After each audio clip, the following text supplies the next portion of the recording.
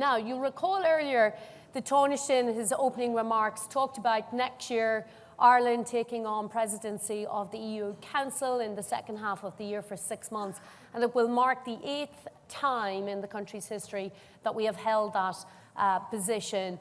And obviously there is a long track record and success story of doing that, most recently in 2013.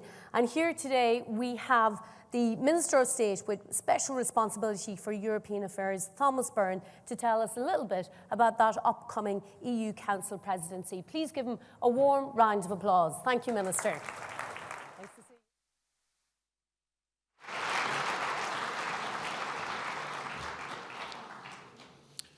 Bala Yearv Galer is Kushmore Ahastum, Ve on Sho live Gashlan Vlog Clea, Egn Gogal Tav the Sho. The Clor Sulagam will Clor Lawn Aguf Ta, August Simul, August Misha Anna Hosta Gwilan Desh Agam, Lowert in Yo, Fui Gene Hawatuk the roll down the Naheran, Ar Nuktaranot, Horla on Aintish Europig, Ifehe Shay. Good morning, everybody. I'm really delighted to join you all today for the Global Ireland Conference. It has been said that diplomacy is not just it's been said that diplomacy is about making it through the next century, not just the next media cycle. So I welcome the opportunity that today offers us to take some time to reflect on Ireland's place in the world and to discuss the contribution that we think we can make in the future. In considering the contribution that we make to Europe, I would like to take the opportunity now to look ahead to next year, to the 1st of July 2026. On that date, Ireland will take on the presidency of the Council of the European Union for the 8th time. Our presidency will provide an important opportunity for Ireland to lead and to shape the work of the European Union. Over 6 months, Irish ministers, of course, will chair many dozens of formal meetings of the Council in Brussels and in Luxembourg, and host informal meetings of EU ministers here in Ireland, many of them here in Dublin Castle. We expect to host heads of state and government from across Europe at a meeting of the European political community, and that will be the largest international meeting at that level ever held in Ireland. Overall, we expect to host more than 230 presidency events in Ireland. And in Brussels, Irish officials will chair more than 170 preparatory bodies, committees and working groups. Ireland will lead the Council's engagement with the European Parliament and work with the Parliament to negotiate and agree new European Union legislation. And we will lead and coordinate the representation of the European Union at several major international conferences where our work will have a truly global impact. All ministers and many hundreds of public servants across government departments and agencies will contribute directly to the delivery of our presidency role. It's fair to say we have a lot of work to do. It will be a big task, but we're determined to do it well, and I have every confidence that we will indeed do it very well. The programme for government has set out very clearly our commitment to resource and to deliver a successful presidency. We will invest the efforts, the resources and put in the hard work that an effective presidency needs. And the Taoiseach has made it clear that our presidency will be a presidency defined by action. By working with our partners across Europe to deliver on an ambitious presidency agenda for 2026, we will ensure that Ireland's position, influence and reputation in the European Union is maintained and enhanced. Of course, Ireland's presidency will come at a crucial time for the European Union. We will be charged with advancing the Union's agenda against an increasingly complex geopolitical environment. Our European Union and its member states face real and tangible threats, threats that are in many ways more imminent and more severe than at any time since we joined the European Economic Community in 1973. Ireland will steer the agenda of a union which is, rightly, more ambitious in its plans for collective action than ever before. And because the challenges Europe faces today have many complex dimensions, the tools we need to respond to these challenges are in turn more complex. Our agenda for the presidency in 2026 will be a full one and a demanding agenda. the process of defining our priorities for 2026 and the policy programme that we will seek to take forward at Council level, that work is already underway. Our approach will be to focus on those areas where we feel we can make the most effective contribution and where we can advance a positive policy agenda for the European Union and its citizens. It is really clear from all recently conducted opinion polls that most Irish people, the vast majority of Irish people, believe that we have benefited from our European Union membership. But we can't take this for granted, and we won't be complacent. I believe it's imperative that we continue to challenge ourselves in asking how all of us most effectively can communicate Europe.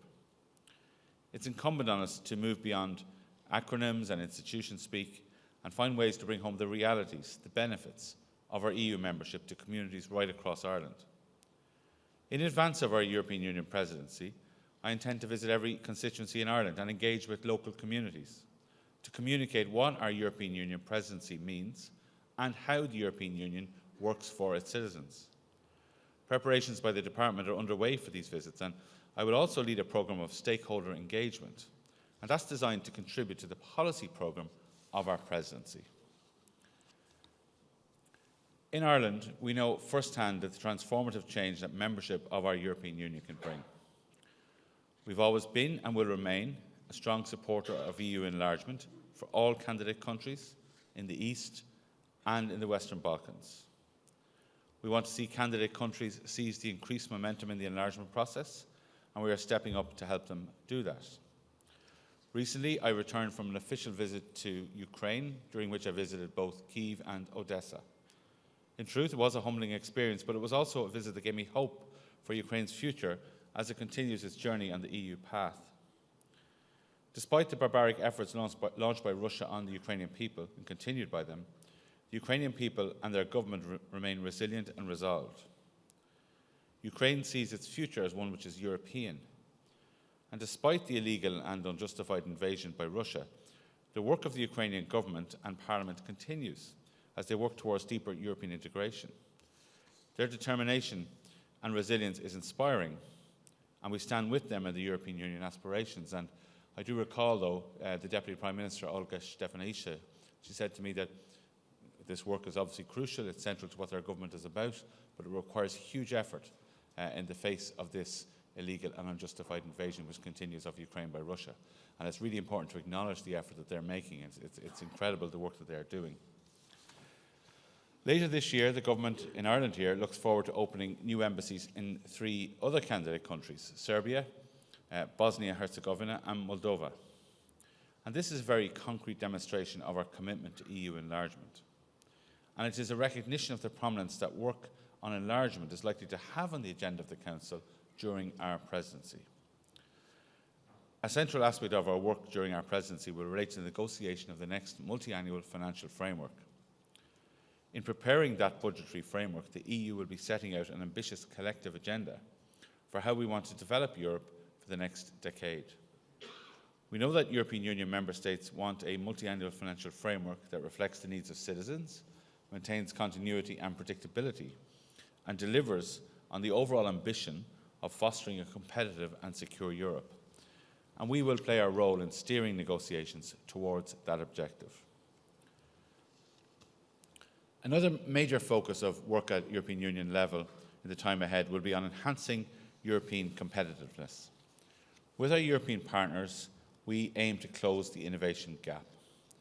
We have been engaging intensively on the new Commission's proposals, which build on the analysis in the Letta and Draghi reports.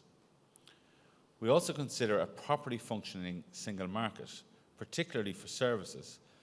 We consider that to be fundamental to Europe's long-term competitiveness. So cutting red tape, making business simpler, and addressing the regulatory burdens faced by small and medium enterprises, all of that will be critical to delivering prosperity for our citizens. And we expect to make a substantial contribution to this agenda during our presidency. I'm conscious that when Ireland found itself in the eye of the Brexit storm, European Union member states farthest away from our own borders, and all those in between, they never wavered in their solidarity for Ireland. At this critical juncture for Europe and the European Union, and as we look ahead to our presidency, Ireland must, of course, demonstrate that same solidarity with our European neighbours in understanding their urgent needs when it comes to security and defence. I know that we can do this in a way that recognises the ambitions and needs of other member states, without undermining in any way our own position of military neutrality.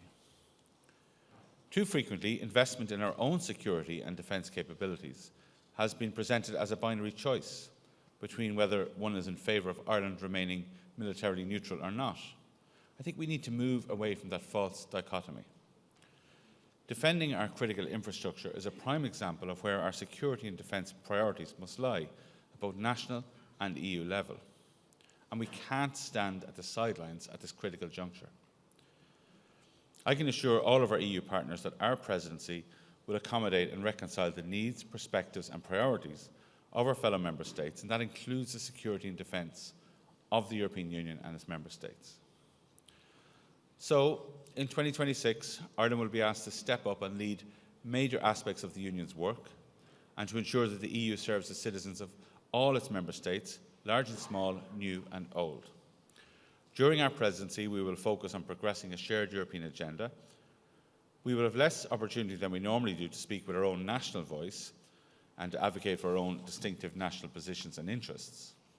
But I think we have a greater opportunity, greater than ever, to advance one of our most fundamental national interests. That is ensuring that we have a European Union that works for all its member states, accommodating their needs, reconciling their perspectives and priorities, and channeling our collective efforts to build for European citizens the future that they deserve.